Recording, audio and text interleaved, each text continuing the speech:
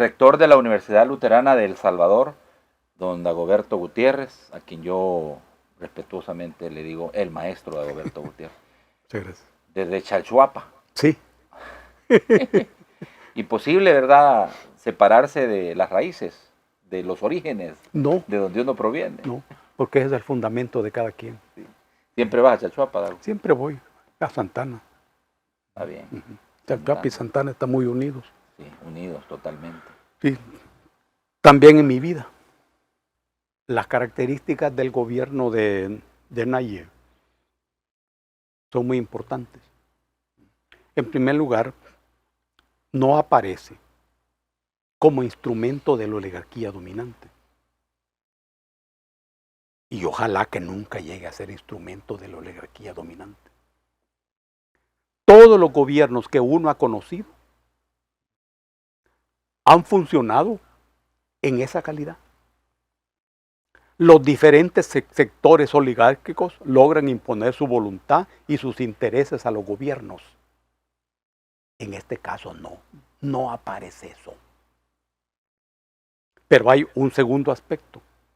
Es que el gobierno de los Estados Unidos tampoco aparece en esta coyuntura como el brazo que domina la política del gobierno de El Salvador.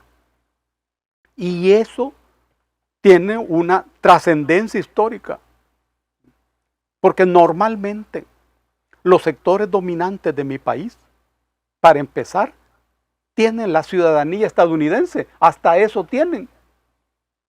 Y los gobiernos, sucesivos gobiernos, tienen la característica central de ser instrumento de la política de los Estados Unidos. En este momento no aparece eso. Claro, uno entiende que las relaciones con el imperio decadente de los Estados Unidos ha de ser muy cuidadosa. Pero desea uno que sea muy firme y muy equilibrado. Hay otra característica del gobierno, es que tal parece que el gobierno construye una relación con las nuevas fuerzas planetarias. Hasta ahora los gobiernos que uno conoce entablaban una relación estratégica con Washington. Dependían de Washington. Las ideas, el pensamiento y las acciones materiales dependían de la voluntad de Washington. Ahora lo que uno aprecia es que el gobierno tiene capacidad de movimiento internacional. Las relaciones con China expresan eso. Las relaciones con Rusia también expresan eso. Las relaciones de amistad con Turquía también expresan eso. Los muchachos y las muchachas de Nuevas Ideas, ¿de dónde vienen? Bien, unos de Arena, otros del FMLN. Ajá. ¿Y ese es un delito acaso? No, hombre. ¿Y de dónde van a venir? Estamos hablando de un proceso histórico. Proceso histórico. Ahora bien, no se mira en la escena el aparecimiento de condiciones históricas para que ni Arena ni el Frente resurjan de nuevo. No se miran. No se miran, lo cual no quiere decir que no existan. Uno no puede saberlo. Pero la relación del gobierno como efecto con el pueblo, que es la causa, ese es el punto fundamental de la coyuntura. Y eso es algo a lo que el gobierno debe preocuparle. Hasta ahora lo que uno huele, aprecia, observa, es que el pueblo mantiene su disposición de apoyar al gobierno. Pero si tú claramente planteas que el pueblo, el soberano que le llaman, ¿verdad?, quita y pone autoridades, es posible que si este gobierno los decepciona también le ocurra lo mismo. Por supuesto. Es que cualquiera se equivoca si piensa que el pueblo que estamos llamando es un simple objeto. No, para nada. Hay que hablar con la gente. escuchar a la gente. Y hay que escuchar a la gente. Esta es una fenomenología que no tiene que ver exclusivamente con los partidos políticos. Y no tiene que ver, además, exclusivamente con el fenómeno electoral. No. Ciertamente afecta a los candidatos. Pero el corazón es que afecta a la actividad política de la sociedad salvadoreña. ¿Qué es lo que pasó? ¿Qué es lo que pasó? Los partidos políticos son la base del régimen. Esta es una figura constitucional. Sí. El régimen político se basa en los partidos políticos. Así es. Muy bien, muy bien. Nosotros mismos estuvimos de acuerdo. Cuando negociamos el fin de la guerra, negociamos justamente eso. En ese escenario, el FMLN guerrillero se hizo partido político y se participó en ese diseño. Muy bien. Eso duró 30 años y se hundió. En este momento el régimen político está en el aire. No hay partidos políticos, que son la figura constitucional que sostiene el régimen. Pero además hay otro fenómeno. Los partidos resuelven el fenómeno jurídico. ¿Sí? Porque los partidos ganan existencia legal en el Tribunal Supremo Electoral, sí, pero no existen políticamente. En el pasado al que me estoy refiriendo, hubieron organizaciones políticas con enorme presencia y trascendencia en la historia del país, pero sin existencia legal. Ejemplo, el FMLN guerrillero. Pero hoy hay entes que tienen existencia legal, pero no tienen ninguna existencia política. Por ejemplo, ese listado de partidos políticos que existen, tienen legalidad. ¿Pero existen políticamente? No, no existen. Es una característica del momento. Lo legal no es sostenido por lo político. Ni lo político sustenta lo legal. Ve qué fenomenología. Llegó un momento en que ese proceso culminó.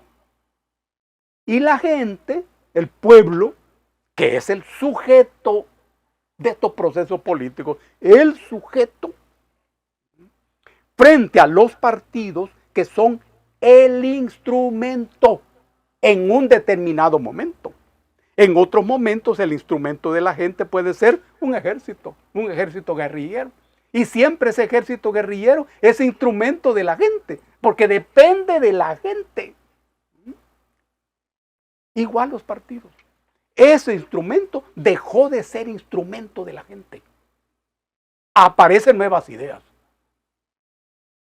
Y nuevas ideas aparece de la nada.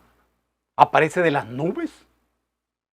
No, aparece de la misma realidad. La misma realidad. Y aparece un personaje que era desconocido por la gente. Pero la gente dijo, está bien ese muchacho. Apoyemos a ese muchacho. Siempre y cuando ese muchacho sea la negación de estos dos partidos. Y hundió a esos dos partidos. Miren qué fenómeno. El pueblo hundió a esos dos partidos. El mismo pueblo que le había dado miles y miles y miles de votos en la pasada elección. Decidió la muerte. Muy bien. En estos 5 años, no aparece ningún partido político. Ojo, y estoy diciendo que no aparece ningún partido político. Pero sale la figura de la sociedad civil. Sí, sí, pero estoy diciendo que no aparece ningún partido político. Aunque hay, ¿cuántos partidos políticos inscritos? 13. 13 partidos políticos inscritos. Legalmente inscritos para participar en el 2024. Exactamente. Y yo acabo de decir que no aparece ningún partido político. Pero sin embargo, hay 13 partidos políticos inscritos. Sí. Pero no son sujetos políticos. Es decir, son sujetos jurídicos que tienen existencia legal, pero no tienen existencia política. Son dos fenómenos diferentes. La existencia política depende del respaldo de la gente que convierte a un partido en su instrumento. Ahora el mundo es totalmente diferente. Es Occidente el que se derrumba. Es Occidente. Y el mundo construido a partir de la base del dólar, que fue el gran invento después de la Segunda Guerra Mundial, se hunde. Se hunde. Y aparecen otras formas. Bueno, Arabia Saudita, aliado eterno y permanente, completo de los Estados Unidos. Hoy no. Está acercándose más a Rusia. Hoy va para otro lado. Y China. Claro. Termina el conflicto entre Arabia Saudita e Irán. Hoy son aliados.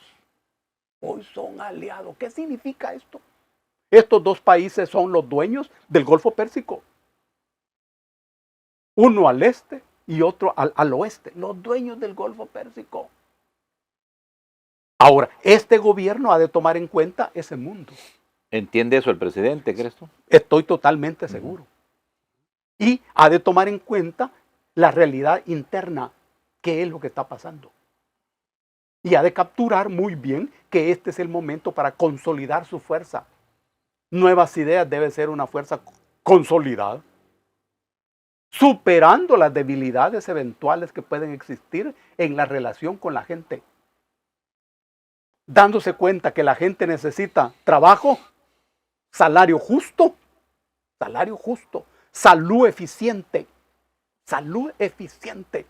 una política inteligente en el fenómeno de la migración, avances importantes en el territorio de la educación, una hacienda pública inteligente en donde paguen más los que tienen más y reformas fundamentales. Reforma agraria. No debe haber en el país ningún pequeño espacio que no esté cultivando. Hemos tener seguridad de contar con frijoles, con maíz. Siempre. Aunque solo eso tengamos, porque el mundo viene cada vez más peligroso y cada vez más complicado. Donde compramos maíz ahora, a lo mejor ya no va a vender maíz. Entonces, la agricultura es una política estratégica fundamental del gobierno. En eso ha de estar trabajando el gobierno. ¿Y la continuidad de un gobierno del presidente Bukele va a pasar por enfrentar esos retos, crees tú? Tiene que ver con eso. No es solo una lucha. Uno sabe que para eso se requiere la construcción de una serie de factores objetivos que impacten en el mundo subjetivo de los sujetos políticos de los fenómenos. La experiencia que uno tiene es la de la Unión Nacional Opositora, donde había un gran partido político. Uno no ha conocido un partido político como el Partido de la Democracia Cristiana. Pues sí, ¿no te acuerdas que la gente decía con Duarte aunque no me arte? Claro. Y se impidió su victoria electoral. Y fuerzas ideológicamente diferentes nos pusimos de acuerdo políticamente. Esta es una escuela política. Ahora, hay en este momento las condiciones ideológicas y políticas adecuadas para que esas expresiones abigarradas se pongan de acuerdo. No existe.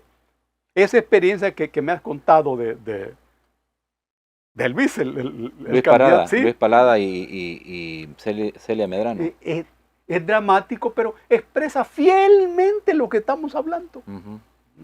Es que para que las fuerzas diferentes, política e ideológicamente, se pongan de acuerdo, se necesita un escenario objetivo, real, y una dimensión subjetiva en donde las partes del acuerdo deciden renunciar a ciertas cosas.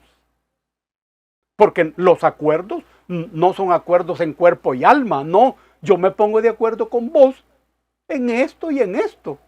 Es que es suficiente.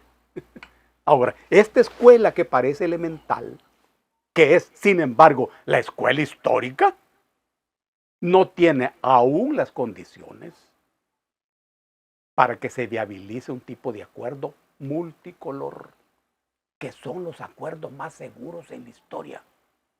Miren todo lo que se hizo durante una guerra de 20 años.